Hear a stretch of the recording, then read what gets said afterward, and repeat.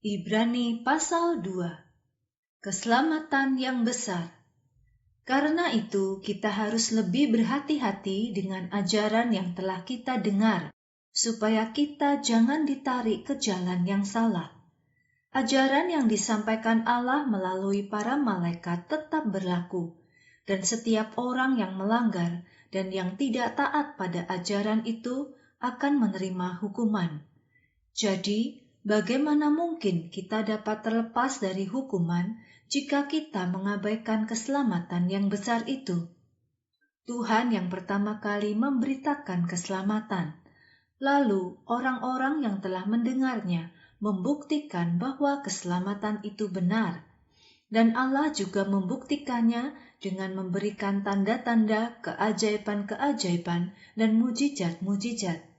Diberikannya juga karunia-karunia Roh Kudus sesuai dengan keinginannya. Yesus menjadi sama seperti manusia demi keselamatan manusia. Allah tidak memilih para malaikat untuk memerintah dunia yang akan datang, yaitu dunia baru yang sedang kita bicarakan ini. Di dalam kitab suci ada orang yang bersaksi seperti ini. Siapakah manusia sehingga engkau memikirkannya? Atau siapakah anak manusia sehingga engkau memedulikannya? Untuk waktu yang singkat, engkau telah membuatnya lebih rendah daripada malaikat. Engkau telah memahkotainya dengan kemuliaan dan kehormatan. Engkau telah meletakkan segala sesuatu di bawah kakinya. Jika Allah telah meletakkan segala sesuatu di bawah kakinya, Ia menguasai semuanya. Tetapi sekarang ini, kita belum melihat segala sesuatu ada di bawah kuasanya. Kita telah melihat, untuk waktu yang singkat, Yesus dibuat lebih rendah daripada para malaikat. Tetapi sekarang, Ia dimahkotai dengan kemuliaan dan kehormatan, karena penderitaan kematian yang Ia alami. Yesus menderita supaya oleh anugerah Allah Ia merasakan kematian bagi semua orang. Segala sesuatu menjadi ada karena dan untuk Allah.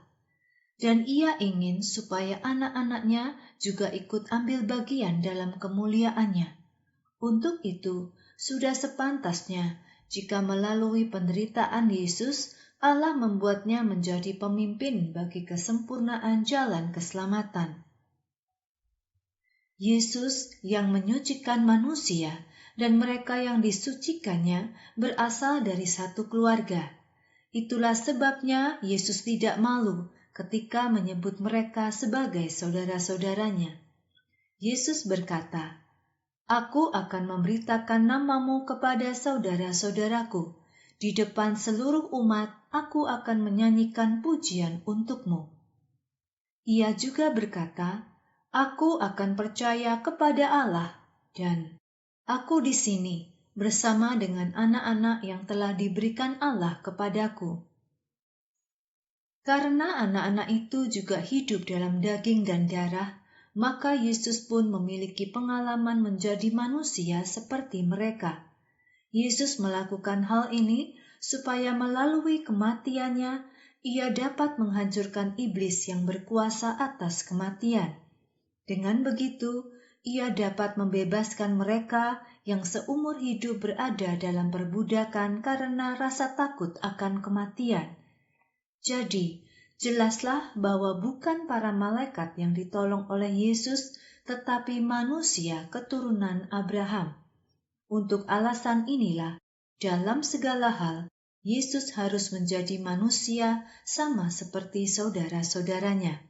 Yesus menjadi manusia supaya Ia dapat menjadi imam besar yang penuh belas kasihan dan adil dalam melayani Allah, untuk membawa pengampunan bagi dosa-dosa manusia. Dan sekarang, Yesus dapat menolong orang-orang yang dicobai, karena Ia sendiri telah menderita ketika dicobai.